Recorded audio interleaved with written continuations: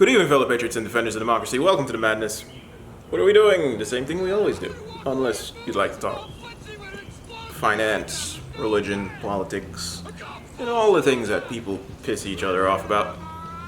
Let me know. But either way, I need to show you guys about the wiring situation and show you how it's ran, what it's connected to, and what's going on and so forth.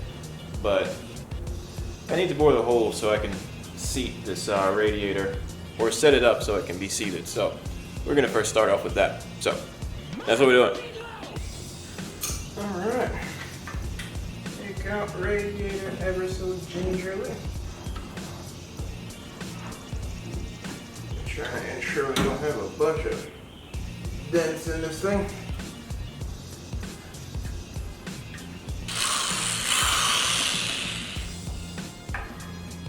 Of course, that's just my lazy way of trying not to remember the number. We're going to put tape on where we should stop drilling to.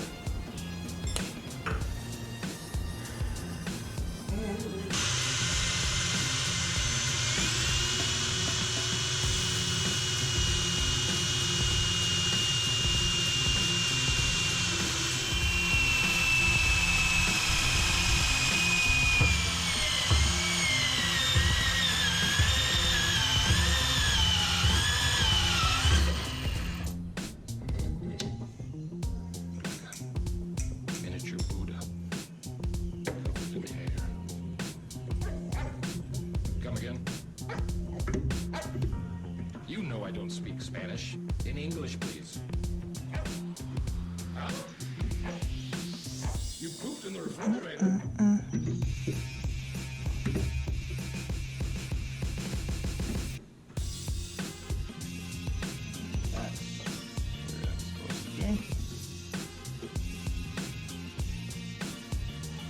Essentially, these are just the rubber grommets that the radiator are going to sit on.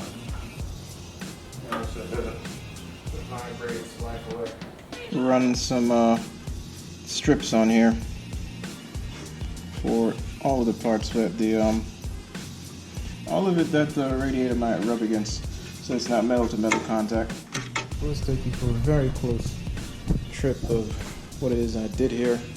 You saw me the last time. We threaded in the wideband. This is kind of down here. I don't really know why I did that. This is the water hose from the. This is coming from here. Oh, it's coming from here. This is coming from here, looping back up, going into back here. All right, which goes into the next section here. This major part would be the coils. We'll count them from the front to the back. So basically cylinder 1, 2, 3, 4, 5, 6. See, all of that is there. The harness has the plug here where you can disconnect it. This is ground, I'm fairly certain. That should be bolted on to something here in a few moments. And when you're wiring it, what you really need to do is you take this over here.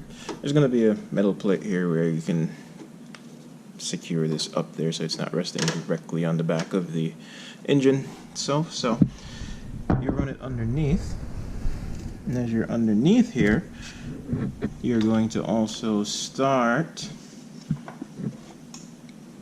Give me a moment. Let me get some of this out of the way. I'm going to start you're going to run it underneath the intake manifold. Like the coils, we're going to start with the intake. We're going to start on the intake injectors side.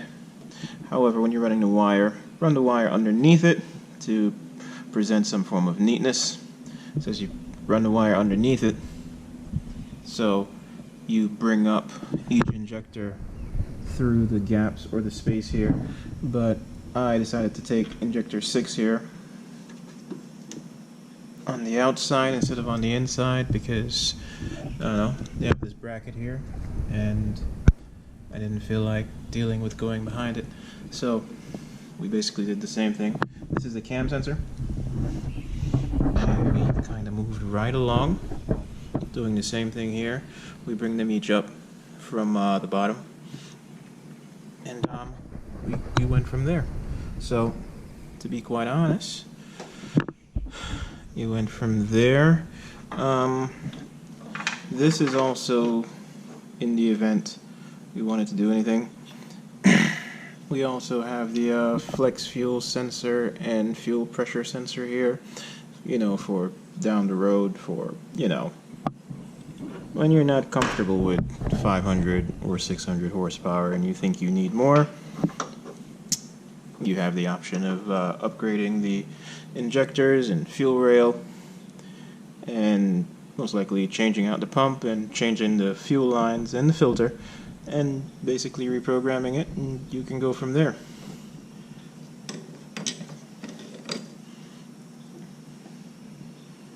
This wonderful little thing here was come on. This wonderful little thing here goes on the throttle body, but like I told you guys a couple of videos back, there's a reason why I didn't bolt it on as yet. We're gonna lift it up and we're gonna take you guys underneath it and show you what's going on underneath it. And I might, I should be zip tying it, but I'm also trying to figure out what color zip ties I should be running to hold it all together, because I don't know, I'm thinking about not using black, but it's a very silly notion. Up here, in regards to up here on this side, so once we go underneath, when we come back up, we don't have to come back up. This is the map sensor and the should be ear intake, yeah, idle ear intake temper sensor. These are not connected because on the map sensor is on the other half of the intake, and that's, where is that? It's back there somewhere. It's already here. Ear intake thing. Ear temp is not done because we haven't finalized how we're going to run the intercooler lines. This is like the come off to, yeah, it's like it's a whole bunch of, there's stuff going on there. So, alright, I'm gonna raise her up. Raise her up and show you what's going on. Are on the lift safety post in the event you have a lift in there, because I would hate for you to want it to fall on your ass. This was a nice idea until I'm underneath here now and it seems like there is no space. Well, starter wire. Starter wire running off of the thing. This is the excite or sending thing to actuate the solenoid on it. So you kick out to turn it to flywheel. Of course, we put that underneath here. And while we're under here and not really talking about much of anything, I went and had some hydraulic, I got the high pressure hydraulic hose, and I deleted a part off the steering, the power steering pump. That required all sorts of banjos. So, yeah, this is here in the midst of all of that. I think I'll put the size of these fittings in the description. So, for anybody that doesn't want to pay, or in the event you're doing something, I don't know. If you're doing this exact thing, if you don't feel like paying $100 for the Chase Bay one, you can, this entire, the power steering, the high pressure line, and the two fittings with the washers in the back of this cost me $40 out the door from a hydraulic shop. So, you know, if you don't feel like paying $100 for the Chase Bay one, another option. Something else that went on here that we didn't really talk about. We deleted the stock oil cooling system.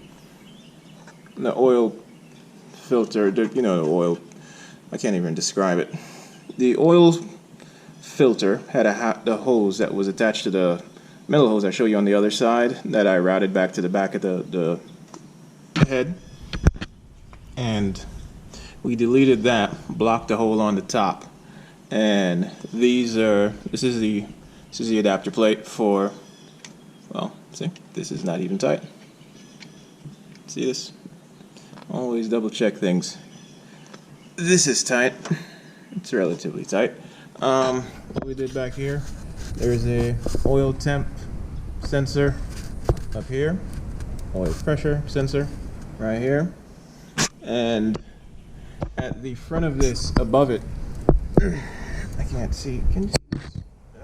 Can you see? Above it. I'll give you an in-depth notion here. This should be knock sensor 1, and right above the starter, back here, should be knock sensor 2. And yeah, that's all the sensors back here.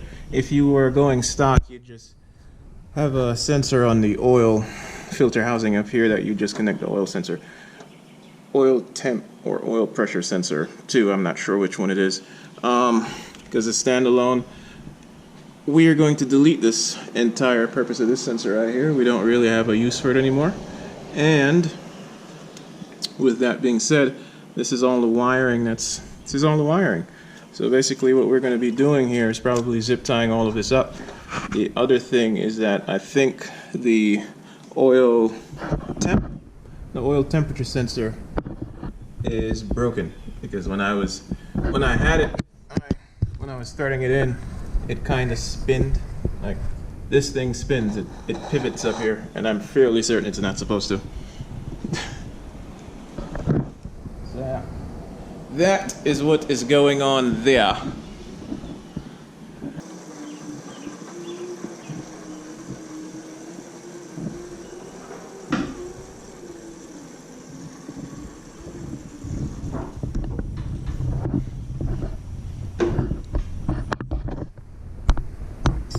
Alright, so after you're done plugging in all the plugs from the bottom that we just showed you, you're going to come up on this side, run across this wonderful little valley, come back down here.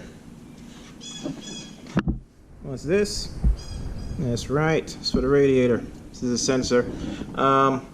If you have a aftermarket ECU, it's going to have 2 plugs on it. If you have the standard ECU, it's just going to have 1. You can see this one is disconnected because we're going aftermarket ECU, and we're coming off here. This would be for the boost solenoid. And of course, since we came back here, another important thing that needs to happen, this is the crank. Should be the crank sensor? Should be. Yep, this is the crank sensor. That's the crank sensor. I'm going to put you back there where nothing is happening. This is the alternator, of course. It comes with this wire to go on the alternator to go to the battery, but this is a very short goddamn wire, and yeah, I'd call it complete and utter bullshit, but that might be mean.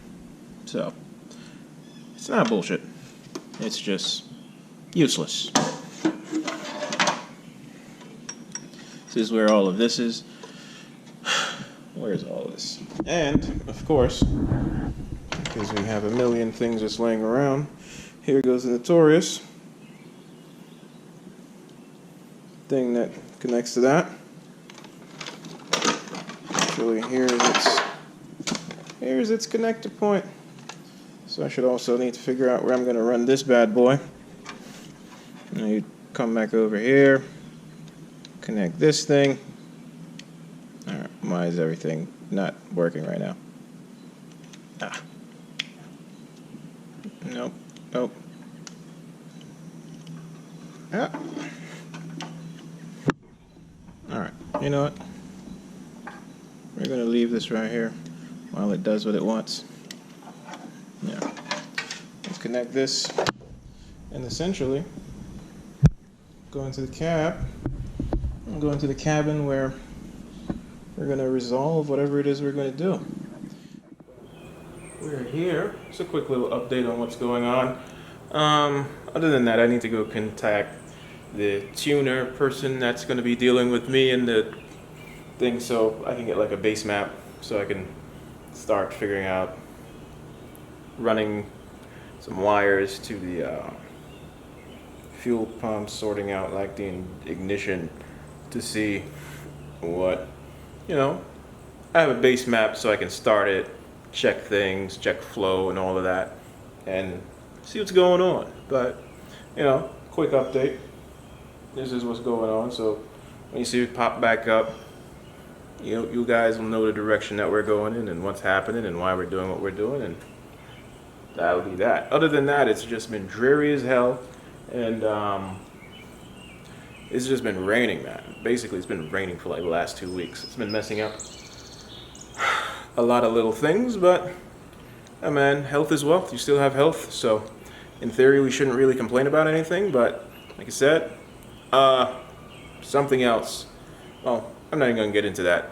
Thank you for checking me out. This is basically a quick update on what's going on. Might not be quick. I have no idea. Let's wait and see what happens when I try to edit it down. Welcome to the madness. Thank you for checking me out. Shout out to everybody that support and constantly check out what's going on. And wave to your neighbors when you see them as they acknowledge you. And hey man, enjoy your weekend.